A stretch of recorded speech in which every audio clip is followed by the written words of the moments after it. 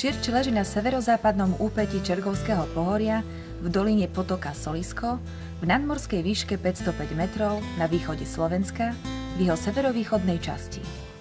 Patrí do Prešovského kraja a leží v Spišsko-Šariskom medzihorí podcelku Ľubotinská pahorkatina.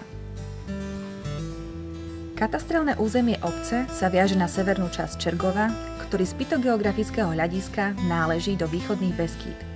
V mieste, kde sa stretávajú okresy Stará Ľubovňa, Prešov a Bardejov, sa nachádza najvyšší kopec vrchoviny Minčov s nadmorskou výškou 1157 metrov.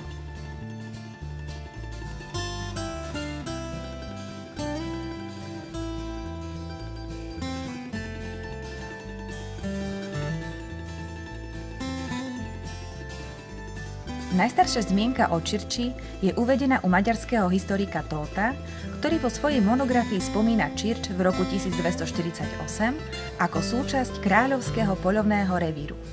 Prvá písomná správa o dedine je z roku 1330 a vzťahuje sa k právam a príjmom miestneho farára Henricha. Obec Čirč sa nachádza neďaleko hraníc s Poľskou republikou na hlavnej trase cesty prvej triedy v smere z Bardejova do Starej Ľubovne. Dĺžka katastrálnej hranice je 704 metrov a súčasne tvorí aj štátnu hranicu. Obcou preteká potok Soliska, miestne zvaný Čirčanka, ktorý sa severozápadne od obce vlieva do rieky Poprad. Súčasťou obce je 250 súkromných rodinných domov, 3 bytové domy s 12 bytovými jednotkami, pošta, základná a materská škola.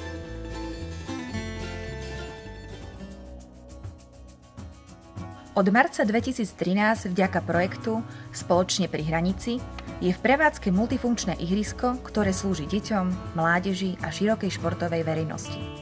V posledných rokoch aj vďaka úspešnej cezhraničnej spolupráci s využitím zdrojov z eurofondov bolo v obci úspešne realizovaných viacero projektov. Najstarším historickým objektom v obci je chrám Presvätej Bohorodičky Ochrankyne. Na priečeli chrámu je uvedený rok renovácie 1843. Je postavený v tradičnom barokovo-klasicistickom slohu z obdobia rokov 1770 až 1830. V jeho interiéri sa nachádzajú prúske klenby. V roku 1979 bola za hnuteľnú kultúrnu pamiatku v chráme vyhlásená plastika Krista na kríži. Je dielom neznámeho ľudového autora z roku 1868. Ďalšie sakrálne pamiatky sú umiestnené v miestnom múzeu doktora teológie Mirona Podhajckého, ktoré bolo slávnostne otvorené v roku 2006.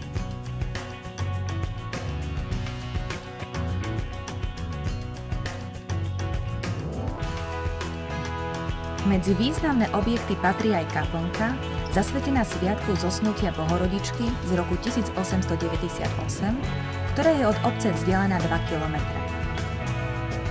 Je to zároveň pútnické miesto Prešovského arcibiskupstva, kde sa v roku 1896 na vrchu zvanom Uhliská udiali mimoriadne udalosti.